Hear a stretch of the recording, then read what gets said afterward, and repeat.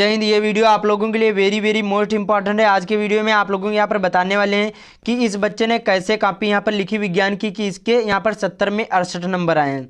तो आप लोगों के लिए ये वीडियो बहुत ज़्यादा खास हो जाता है, क्योंकि देखिए जो पढ़ाई होती है वो तो अपनी जगह होती है, लेकिन आपको ये भी पता होना चाहिए कि कौन से प्रश्न का उत्तर कितने में देना है और कैसे उस प्रश्न को लिखना है कि जिससे आपको नंबर मिल सके। तो सारी चीज़ें आप लोगों को बताने वाले हैं। इससे क्या होगा इस वीडियो को देखने के बाद कि आपको देखिए प्रश्न जो पूरा पेपर होगा वो हल कर पाओगे अच्छी तरीके से और टाइम के बचत के साथ। और ये भी बताने वाले हैं कि यहाँ पर इसको रफकारी कैसे करना है, उसके बाद में ओएमआर शीट पर कैसे भरना है, और इनमें से बहुत सारे क्वेश्चन आपके बोर्ड एग्जाम में भी आएंगे। ये टॉपर की कॉपी है, सेम इसी प्रकार से पूछी जाएगी। तो चलिए शुरू करते हैं। तो आपको क्या करना है, इस वीडियो को ध्यान से देखना है, कहीं पर भी स्किप मत करना है। और एग्जाम से पहले जरूरी देख लेना या फिर एग्जाम के बाद देख रहे हैं तभी देखना है, क्योंकि इससे क्या होगा, देखिए इससे ये होगा कि आपको समझ में आ जाएगा। जो आप लोगों ने इसी प्रकार से कॉपी लिखी होगी तो आपके फुल मार्क मिलेंगे, तो ये ध्यान रखना है। और जैसे पहले देख रहे हैं तो क्या होगा, आपको देखिए इसी प्रकार से आपको कॉपी लिखना है। पहले से आप सारी चीज़ें जो समझ लिए तो बहुत ही अच्छे मार्क ला सकते हैं। तो देखिए जो यहाँ पर ये तो डेमो कॉपी है। जो आपका फर्स्ट पेज होगा कॉपी का कुछ ऐसा होगा, सारी चीज़ें इसमें भरना होगा, सेम इसी प्रकार से होगी। यहाँ पर लिखा होगा हाई स्कूल परीक्षा, उसके बाद में यहाँ पर इंटरमीडिएट या हाई स्कूल बात, यहाँ पर जैसे हाई स्कूल इंटरमीडिएट वाले होंगे तो यहाँ पर इंटरमीडिएट लिखा होगा, हाई स्कूल वाले होंगे तो यहाँ पर हाई स्कूल लिखा होगा। बाकी यहाँ पर आपको अनुक्रमांक डालना होगा अंकों में और शब्दों में। बाकी यहाँ पर विषय जैसे यहाँ पर गणित का है, लेकिन यहाँ पर विज्ञान जैसे ये विज्ञान आपको डालना होगा। उसके बाद में केवल प्रश्न पत्र और जो यहाँ पर अंकित संकेतांक होगा, ये सारी चीज़ें आप लोगों को तो पता ही हो गई होंगी। उसके बाद में अब चलते हैं यहाँ पर ओएमआर शीट में कैसे भरना है, और आप लोगों को बताऊंगा अभी जैसे कोई प्रश्न नहीं आ रहे हैं तो उनको कैसे आपको लिखना है कि जिससे एग्जामिनर आपको कुछ ना कुछ अंक दे दे। तो देखिए ये सारी चीज़ें आप लोगों को वहाँ पर भरकर तो आएंगी, यहाँ पर कुछ नहीं करना होगा, बाकी यहाँ पर सिग्नेचर करना होगा। तो यहाँ पर देखिए ये हमारे पास पेपर है, ध्यान से वीडियो को देखना तभी आप लोगों को समझ में आएगा, वरना समझ में भी नहीं आएगा जो आधा ही वीडियो छोड़कर चले जाओगे। तो यहाँ पर क्या लिखा है, 3 घंटा 15 मिनट टाइम होगा। ये निर्देश आपको अच्छी तरीके से पढ़ लेना है। देखिए जो आपका विज्ञान का पेपर होगा इसमें 3 खंड होंगे। जो यहाँ पर देखिए पहले सबसे पहले 2 खंड होंगे। पहले होंगे जो 20 एमसीक्यू पूछे जाएंगे, खंड आ में होगा, और जो खंड बा होगा इसमें क्या होगा, इसमें वर्णनात्मक प्रश्न होंगे जो आपको कॉपी में लिखना होगा। बाकी जो खंड बा होगा इसमें 3 उपखंड होंगे, क ख और ग, और तीनों करने अनिवार्य हैं। और देखिए ये विज्ञान की जो कॉपी होती है सबसे अलग लिखना होगा, हिंदी से और मैथ से सभी से एकदम अलग से लिखना होगा। तो ये सारी चीज़ें ध्यान रखना है। तो यहाँ पर पहला क्वेश्चन कैसे, इसी प्रकार से आपके बोर्ड एग्जाम में आएगा, इसी पैटर्न पर आएगा। पहला है कैसे ओएमआर शीट में भरना है। जब प्रकाश नेत्र में प्रवेश करता है तो अधिकांश अपवर्तन कहाँ होता है, तो देखिए स्वच्छ मंडल कर्निया पर होता है। राइट आंसर खा वाला या फिर बी वाला हो जाएगा। तो कैसे लिखा है यहाँ पर बच्चे ने, फिर उसके बाद में निम्नलिखित में से कौन सा वोल्टता का निरूपित करता है। तो यहाँ पर ये किया गया कार्य क्या होता है, यहाँ पर क्यू बराबर और आई इंटू टी हो जाएगा, विद्युत धारा और गुणे यहाँ पर समय हो जाएगा। तो पहला यहाँ पर दूसरे का का वाला और इसका पहले का यहाँ पर खा वाला हो जाएगा। तो कैसे बच्चे ने भरा, यहाँ पर देखिए वो देखिए यहाँ पर जो आपकी ओएमआर शीट मिलेगी वो ब्लैक एंड व्हाइट नहीं होगी, बस बाकी सारी चीज़ें ऐसे ही भरना है। और एक प्रश्न में एक ही गोला करना, ये ध्यान रखना। तो पहले का खा था और दूसरे का यहाँ पर ए था तो ऐसे ही कर दिया। उसके बाद में ऐसे ही आपको सारी चीज़ें यहाँ पर 20 क्वेश्चन भर लेना है। अब जैसे जो क्वेश्चन नहीं आ रहे तो क्या करना है, देखिए विज्ञान क्या करना है, सबसे पहले प्रश्न को अच्छी तरीके से पढ़ना है। पढ़ने के बाद देखिए क्या होता है, देखिए आपके पास 2 माइंड होते हैं, एक कॉन्शियस माइंड होता है, दूसरा होता है सबकॉन्शियस माइंड।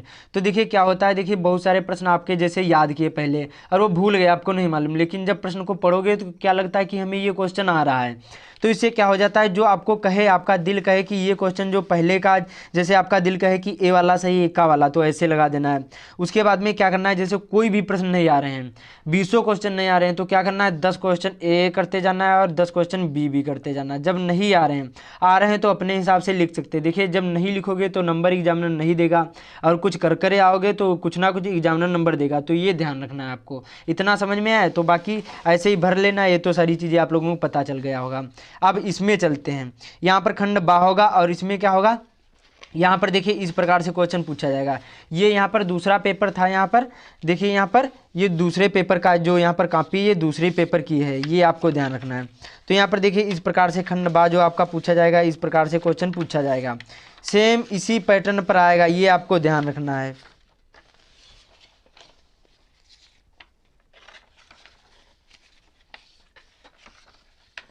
यहाँ पर देखिए इस प्रकार से क्वेश्चन पूछा जाएगा, खंड बा होगा वर्णनात्मक प्रश्न, ये सारी चीज़ें आपको डालना है और कोई भी प्रश्न नहीं उतारना है। तो सारी चीज़ें सारे डाउट क्लियर भी कर दूंगा जिससे आप लोग आसानी से बहुत ही अच्छे मार्क ला सकते हैं। तो यहाँ पर 1 2 उसके बाद में 3 और यहाँ पर ये 3 जो क्वेश्चन होंगे 4 नंबर के पूछे जाएंगे और जो यहाँ पर चौथा क्वेश्चन होगा ये 6 नंबर का पूछा जाएगा। तो ये ध्यान रखना है। तो ऐसे ही आपको करना है। खंड बा है वर्णनात्मक प्रश्न है, उपखंड का है, ये उपखंड का डालो या ना डालो तभी चलेगा, लेकिन फर्स्ट मतलब अभी आगे बताऊंगा कैसे करना है। तो यहाँ पर खंड बा कर देना है। पहला प्रश्न था तो कोई भी प्रश्न नहीं उतारना, ये ध्यान रखना है। प्रश्न उतारोगे तो केवल आपका टाइम बर्बाद होता है। बहुत सारे लोग प्रश्न उतार देते हैं इसलिए उनका टाइम नहीं बचता है, पूरी यहाँ पर पेपर हल नहीं कर पाते हैं। तो देखिए जो एग्जामिनर होते हैं वो सारी चीज़ें आप लोगों को समझ जाते हैं। केवल आपको प्रश्नोत्तर संख्या 1 का हो तो का डाल देना, खा हो तो खा डाल देना है। बाकी यहाँ पर लाइन खींचना है, पटरी से इधर लाइन खींचना है और इधर नहीं खींचना है, बाईं ओर लाइन खींचना है। बाकी प्रश्नोत्तर संख्या यहाँ पर 1 था तो 1 कर देना है, बाकी हल किया है। कैसे यहाँ पर देखिए ये क्वेश्चन इसी प्रकार से 4 नंबर इसको मिल गए। दिया है कि यहाँ पर F बराबर 15 सेंटीमीटर, U बराबर यहाँ पर -30 सेंटीमीटर और V बराबर यहाँ पर क्वेश्चन मार्क है। तो लेंस का सूत्र होता है 1/F बराबर 1/V माइनस 1/U से। अब इसी को हल कर दिया, यहाँ पर 30 सेंटीमीटर आंसर निकला आया, 4 नंबर मिल गए। तो इसी प्रकार से लिखना है बोर्ड एग्जाम में, और काले और नीले ही पेन का यूज़ करना है, ये आपको ध्यान रखना है बोर्ड एग्जाम में। और अभी आप लोगों को बताऊंगा कि कौन सी गलतियां नहीं करना है, जो प्रश्न नहीं आ रहे हैं तो उसको कैसे रिप्रेजेंट करना है कि जिससे एग्जामिनर आपको कुछ ना कुछ अंक दे। तो सारी चीज़ें आप लोगों को इसी वीडियो में मिल जाएंगी। अब जैसे ये प्रश्न समाप्त हो जाए, प्रश्न नंबर 1, तो आपको क्या करना, पटरी से लाइन खींचना है। बोर्ड एग्जाम में मैंने बताया काले और नीले ही पेन का यूज़ करना, अदर और कोई पेन नहीं यूज़ करना, अदर पेन नहीं यूज़ करना। हो सके तो जैसे लाइन खींचने के लिए कोई डार्क पेन यूज कर सकते हैं, जो मतलब इधर से उधर, मतलब पेज के इधर से उधर ना निकलना चाहिए, ऐसा पेन यूज कर सकते हैं। उसके बाद में यहाँ पर प्रश्न नंबर 2 था, फिर से ऐसे प्रश्नोत्तर संख्या डाल देना है। अब बहुत ज़्यादा ये इंपॉर्टेंट क्वेश्चन है। क्या लिखा, निकट दृष्टि दोष और यहाँ पर दूर दृष्टि दोष आपको बताना है। 2-2 नंबर के 4 नंबर का क्वेश्चन था। अब निकट दृष्टि दोष क्या होता है, आँख के क्या अधिक से अधिक निकट का वह बिंदु जिसे आँख अपनी अधिकतम समय यहाँ पर समंजन जो क्षमता होती है लगाकर स्पष्ट देख सकती है, आँख का निकट बिंदु कहलाता है। और इसका स्वस्थ आँख के लिए जो इसके लिए यह दूरी कितनी होती है, 25 सेंटीमीटर होती है, ये ध्यान रखना है। बाकी दूर दृष्टि दोष होता है इसी प्रकार से, वह दूरतम बिंदु जिसे आँख बिना समंजन क्षमता लगाए गए स्पष्ट देख सके दो है, तो यहाँ पर आँख का दूर बिंदु कहलाता है। सामान्य आँख के लिए यह अनंत पर होता है, ये ध्यान रखना है। दूर दृष्टि दोष ये सामान्य आँख के लिए अनंत पर होता है और निकट दृष्टि दोष ये 25 सेंटीमीटर से होता है, ये आपको ध्यान रखना है। फिर से प्रश्न समाप्त हो जाए, लाइन खींचना, ये सारी चीज़ों का ध्यान रखना है। प्रश्नोत्तर संख्या 3 डालना है। अभी और सारी चीज़ें बताने वाले हैं। विद्युत धारा ये आपको इसी प्रकार से लिख देना है, 4 नंबर इसमें मिल गए। और यहाँ पर देखिए 2-2 नंबर के मिलते हैं। जैसे कोई प्रश्न आधा आ रहा है तो वो भी आपको कर लेना। इससे क्या होगा, देखिए आधा प्रश्न आ रहा है तो जैसे 4 नंबर का है तो 2 नंबर मिल जाएंगे, 2 नंबर का होगा तो 1 नंबर मिल जाएगा। तो आधा या कितना भी क्वेश्चन आए तो उसको छोड़ना नहीं, आपको हो सके तो पूरा लिखने की कोशिश करना है। जो प्रश्न आ रहे हैं उनको सबसे पहले लिखने की कोशिश करना है और फर्स्ट पेज के कहीं पर भी काटा पीटी नहीं करना। देखिए यहाँ पर मीडियम हैंड राइटिंग होगी तो आपको फुल मार्क देगा, ज़्यादा जो खराब होगी तो नंबर काट दिए जाते हैं। जो हमारे थे बहुत 5% कम हो गए थे। हमारी देखिए जो राइटिंग थी थोड़ी अच्छी नहीं थी और हमारे फ्रेंड की अच्छी राइटिंग थी, उसके यहाँ पर 5% नंबर ज़्यादा मिले थे और हमसे बहुत ज़्यादा उसको कम आता था, इसलिए राइटिंग पर विशेष ध्यान देना है। तो ये सारी चीज़ें बहुत ज़्यादा मैटर करती हैं क्लास 10th में। फिर प्रश्नोत्तर संख्या 4 था, विद्युत मोटर, इसी प्रकार से आपको करना है। 6 नंबर का ये था, कार्यविधि विद्युत मोटर, ये सारी चीज़ें हेडिंग जरूरी डाल देना है। इसी प्रकार से लिख दोगे। कोई जैसे यहाँ पर गलत हो जाए तो उसको एक बार काटना, उसको हाईलाइट नहीं करना, ये सारी चीज़ों का ध्यान रखना है। तो इतना समझ में आया। उसके बाद में और मैं आप लोगों को बता दूं, देखिए यहाँ पर इस बच्चे ने क्या कर दिया है। देखिए ये तो चलिए यहाँ पर डेमो कॉपी के लिए है, लेकिन आपको वहाँ पर जैसे ये प्रश्न समाप्त हो जाए उसमें बताया गया था कि पेपर में खुद कहा गया कि जैसे एक खंड समाप्त हो जाए तो दूसरे नए पृष्ठ से आपको करना है। अब जैसे ये समाप्त हो गया था यहाँ पर, तो इस पेज से नहीं करना है, भले ही 2 ही लाइन में ये जैसे जो खंड आ है ये 2 ही लाइन में समाप्त हो गया, तो आपको दूसरे खंड से करना है, ये आपको ध्यान रखना। उपखंड जो करना है तो दूसरे नए पृष्ठ से करना है, ये आपको ध्यान रखना है। इस बच्चे ने ऐसे इसी में कर दिया, लेकिन ये आपको नहीं गलती करना है। इतना समझ लिए तो आपको अच्छे मार्क देगा।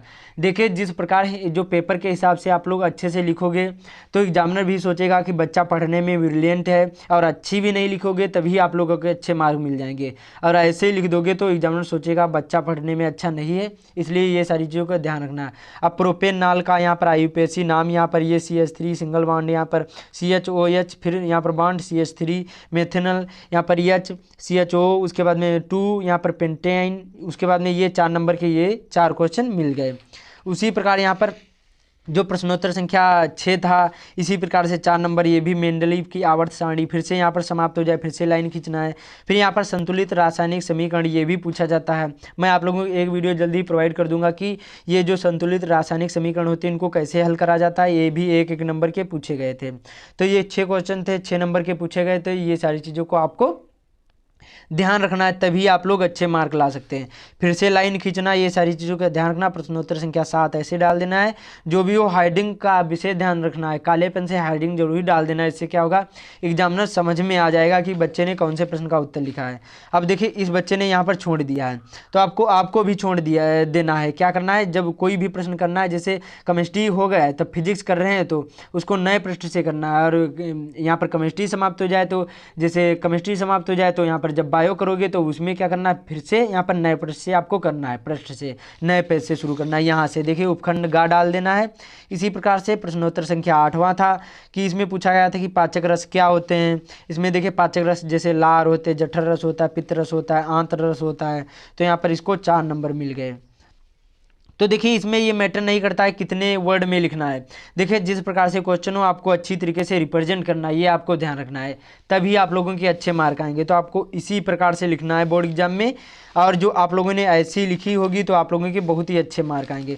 उसके बाद में प्रश्न नंबर जो 9वां पूछा गया था, इसमें क्या पूछा गया था, पर्णरंध्र के खुले और बंद होने की क्रियाविधि आपको बताना है। और हो सके देखिए पेंसिल का ही यूज करना है, या फिर हो सके तो पेन का भी यूज करना है। देखिए पेन से क्या होता है, उसमें देखिए एक बार मिटा नहीं सकते, जैसे बना दिया वैसे ही बनी रहनी हो जाएगी, इसलिए आपको पेंसिल से पहले प्रैक्टिस कर लेना है, तब बाद में बना सकते हैं।